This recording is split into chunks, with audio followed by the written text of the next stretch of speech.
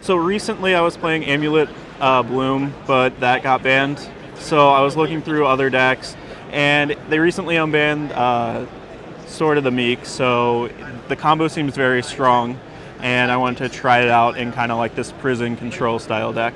My name is Bill Comminos. I'm from Cincinnati, Ohio, and I'm playing Blue-Black Tezzeret here at GP Indy. My version of Blue-Black Tezzeret is a prison style control deck. I look to control the board with cards like Ensnaring Bridge, and the deck will win the game with either a Tezzeret Ultimate or just generating a bunch of tokens with Thopter Foundry Sword of the Meek combo. When you have Thopter Foundry in play, with Sword of the Meek, whenever a 1/1 creature comes into play, if it's in your graveyard, you can return it into play. So typically what you want to do is just sacrifice the Sword of the Meek, it goes to your graveyard, you get a 1/1, and then the Sword of the Meek comes back into play. But of course, if you have a Sword of the Meek in the graveyard, you can just sacrifice any artifact and it will come back. The mana base, it's a bunch of 2-ofs. First I start off with 4 Polluted Delta, and then I play 2-ofs in Darksteel Citadel, Island, Swamp, Watery Grave, Creeping Tar Pit, and River of Tears. Trying to have as many blue-black dual lands as possible. You need blue and black mana for the Tezzerets and the Lilianas, and black is very important for the deck due to the discard spells as well.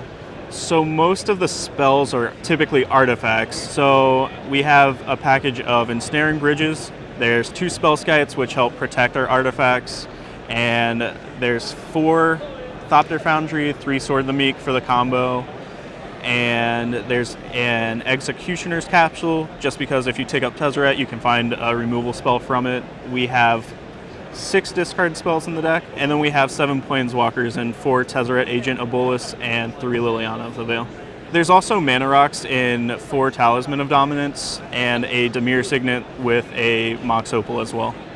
So the sideboard contains some 4 of cards that are great in certain matchups and not so great in other matchups. So we have 2 Pithing Needles to go with the Pithing Needle main. We have a 3rd Spellskite and the 4th Ensnaring Bridge, as well as the 4th Liliana of the Veil. We have 3 Disfigures for like Infect and Burn.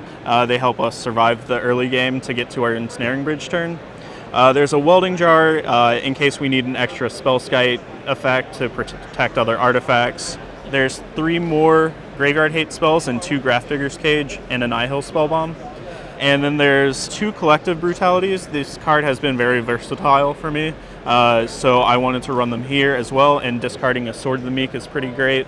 And then there's 1 Warping Wail as like a counter spell of some sort.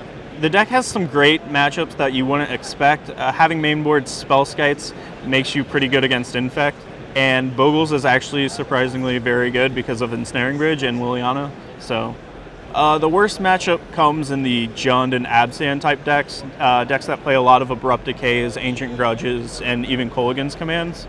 So those typically give this deck a hard time.